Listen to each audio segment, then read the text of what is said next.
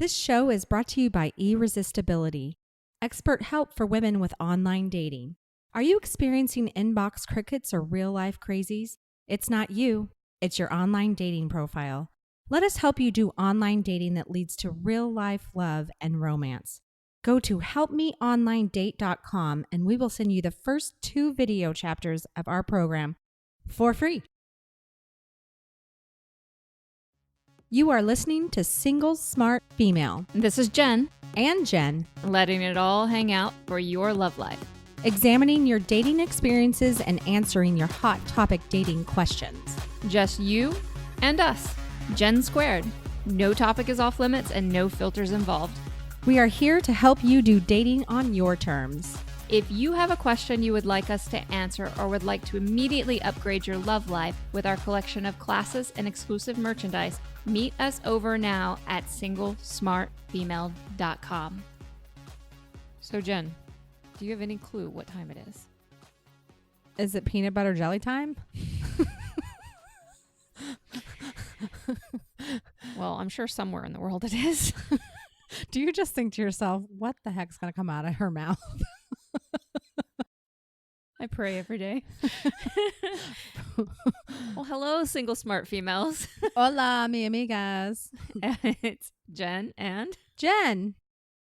And guess what? We have a single smart female submission today, all the way from good old Montana. Yeah, I love it. Miss Excited in Montana, who is 35 years old, writes us, Dear Jens, I have been trying to mantrage date for a few months now. I am online dating and talking. Congratulations, by the way. Oh. To her, not you, Jen. Oh, well, I'll get mine later. I am online dating and talking to a handful of guys. I live in a small town and all of the men I meet live hours away from me. Therefore, a first date requires one of us to travel.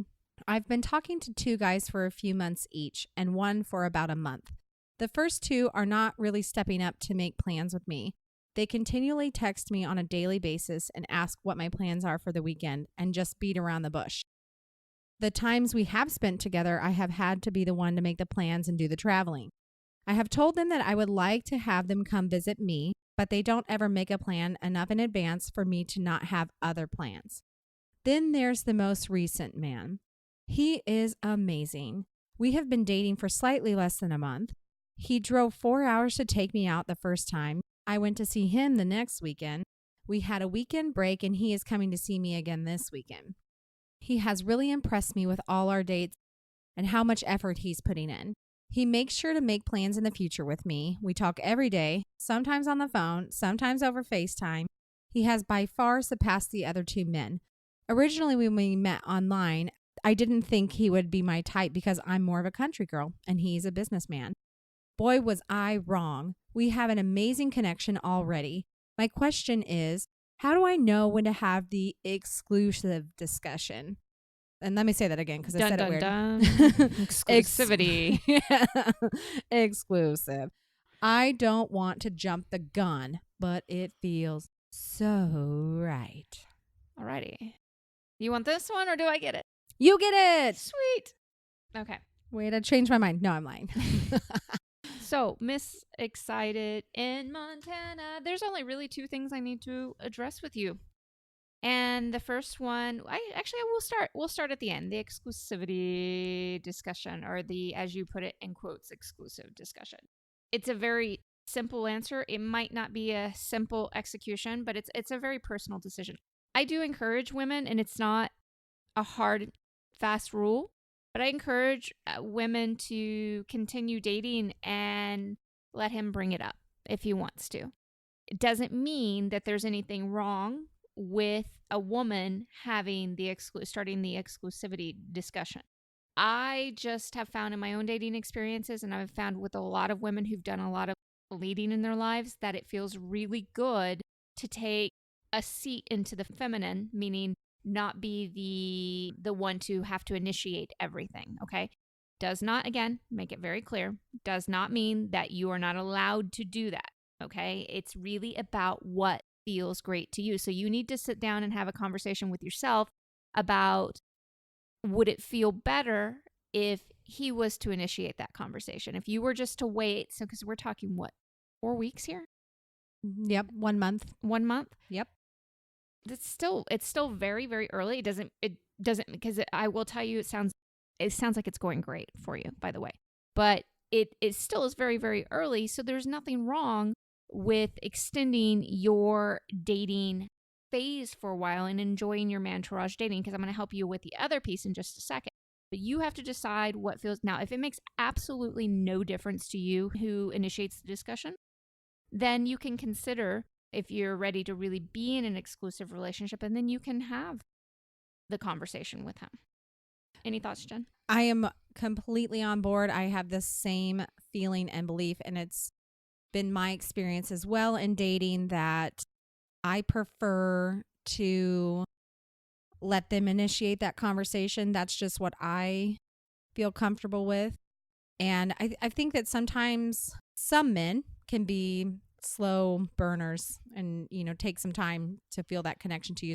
I like to have them initiate it. So I would have the exact same advice that you had right now. Okay. Yeah. As long as it's understood, it's that not that I don't think that women should never initiate text messages, conversations, should never let a guy know how they feel. I'm very, very for all that. I just think sometimes we don't do those things because we're too scared to see what happens. We're too scared to explore the situation. We try to control the situation by orchestrating things happening instead of taking a seat in what I consider more feminine energy and allowing him to initiate, because you're just so fucking irresistible. He can't help himself, even if that doesn't happen within the first few weeks of everything. So again, completely up to you on that.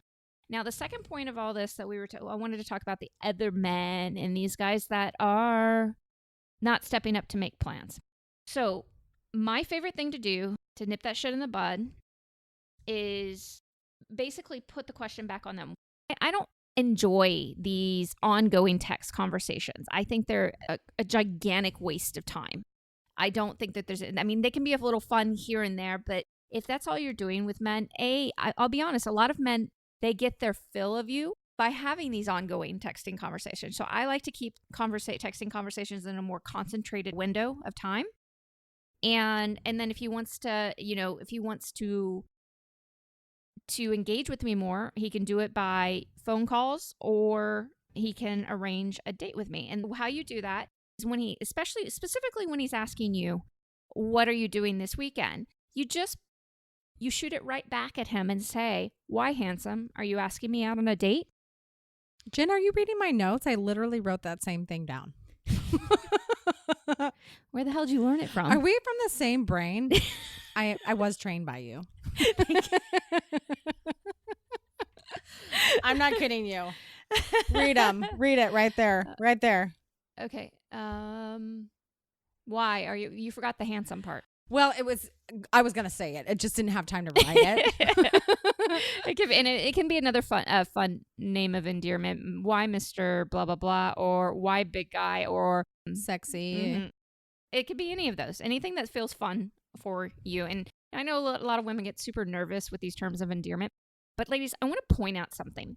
Historically, why men have used so many different terms of endearment with us is to keep us straight if they're dating multiple women, but actually more importantly, because they like that shit. They like receiving it. So there's a lot of things that men do towards women that they actually enjoy. So, there's the whole thing about what if we treated men like sexual objects like they do women? They'd fucking love it. Right. Most of them really, truly love it. Terms of endearment, it's the same thing. So have some fun with it.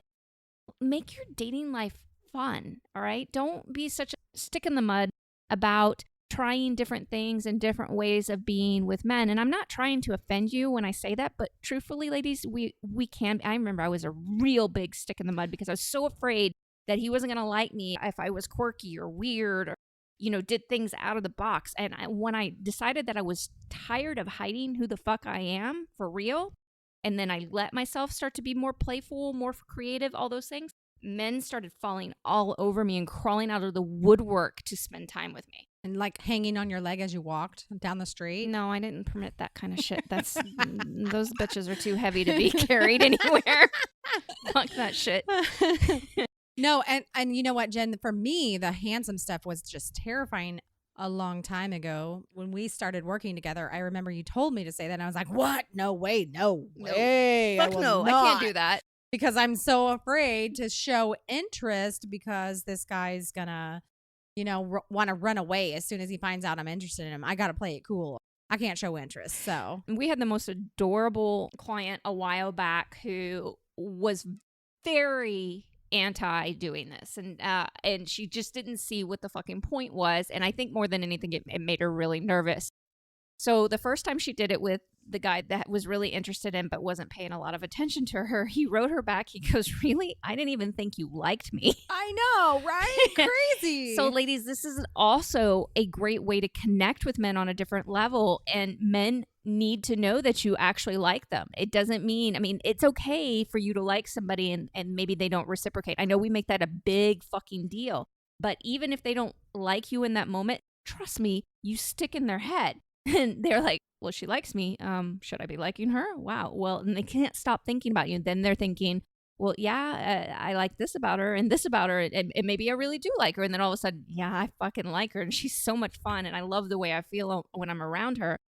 And And just because you say handsome doesn't mean I want to marry you tomorrow and have babies. Or stick your penis in my mouth right this second. It does not mean that.